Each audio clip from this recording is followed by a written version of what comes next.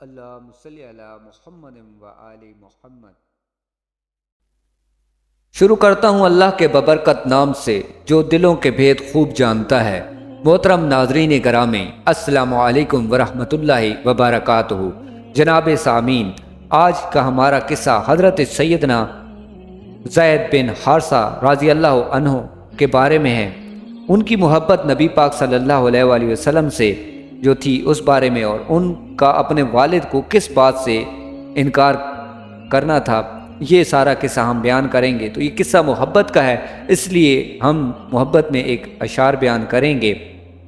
نام محمد سے خوشبوئے وفا آتی ہے، نام محمد سے خوشبوئے وفا آتی ہے، ان کے روزے سے امتی امتی کی صدا آتی ہے۔ کاش بیٹھیں ہم بھی مدینے کی گلیوں میں، کہتے ہیں وہاں جنت سے ہوا آتی ہے۔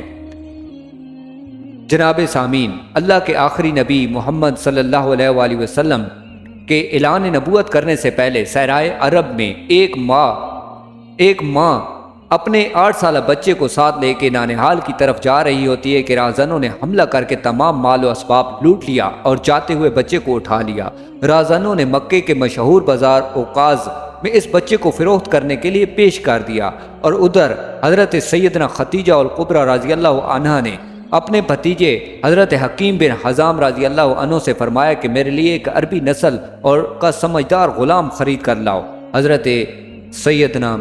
حضرت حکیم بن حزام رضی اللہ عنہ نے بازار میں اس بچے کو دیکھا تو اسے خرید کر اپنی پھوپھی کی پیش خدمت دے دیا۔ جب حضرت خدیجہ الکبریٰ رضی اللہ عنہ سرور کونین حضرت محمد صلی اللہ علیہ وآلہ وسلم کے نکاح میں آتی ہیں تو اس بچے کو نبی پاک صلی اللہ علیہ وآلہ وسلم کی خدمت میں پیش کر دیتی ہیں تحفتاً۔ جناب سامعین، ادھر جو حضرت سیدنا زید بن حارثہ رضی اللہ عنہ کا والد تھا، اس کی پریشانی اور غم میں نڈھال تھا، اور وہ پریشانی اور غم کے نڈھال میں کچھ اشعار بیان کرتا تھا جن کا ذکر ہم کریں گے، اور ان کا مطلب یہ ہے کہ اے میرے زید، مجھے تو پتہ بھی نہیں ہے کہ تو زندہ ہے یا نہیں، مجھے تو یہ بھی نہیں پتا کہ تجھے پہاڑوں نے ہلاک کر دیا ہے۔ کاش مجھے یہ معلوم ہو جاتا کہ تو عمر بھر میں کبھی بھی واپس آئے گا یا نہیں۔ ساری دنیا میں میری انتہائی غرض تیری واپسی کی ہے۔ جب آفتاب طلوع ہوتا ہے جب بھی مجھے زید کی یاد آتی ہے، جب بارش ہونے کو ہوتی ہے تب بھی تیری یاد آتی ہے، ہوا چلتی ہے اس سے خوشبو زہد تیری آتی ہے۔ اور ایک دن ایسا ہوا کہ اس قبیلے کے چند لوگ حج کو مکہ کی طرف آئے تو انہوں نے زید رضی اللہ عنہ کو وہاں پر دیکھا، اور انہوں نے اس کو اپنے والد کا حال بتایا کہ کس طرح وہ پریشان ہیں۔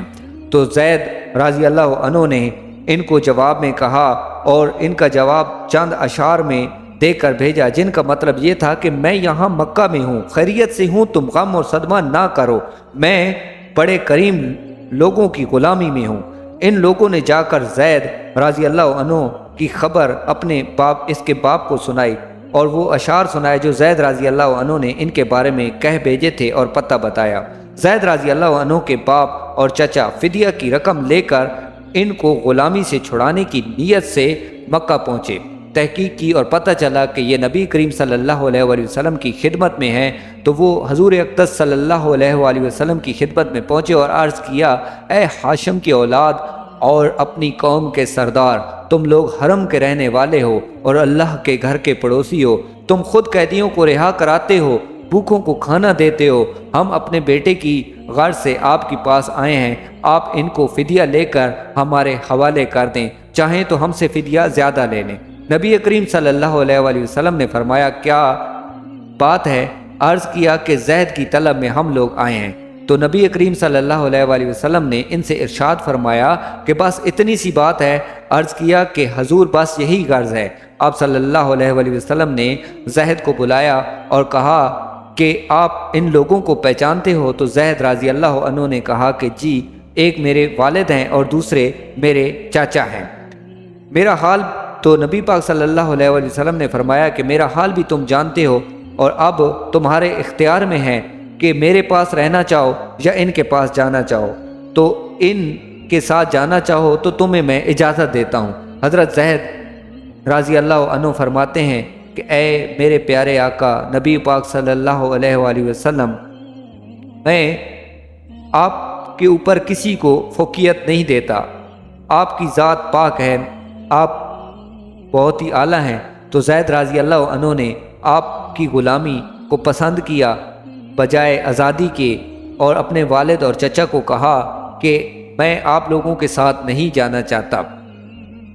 تو ان کے والد اور والدہ نے، ان کے والد اور چاچا نے کہا کہ اے زید تم غلامی کو پسند کر رہے ہو۔ حضرت زید نے فرمایا میں اس عظیم ہستی کا ساتھ کبھی نہیں چھوڑوں گا۔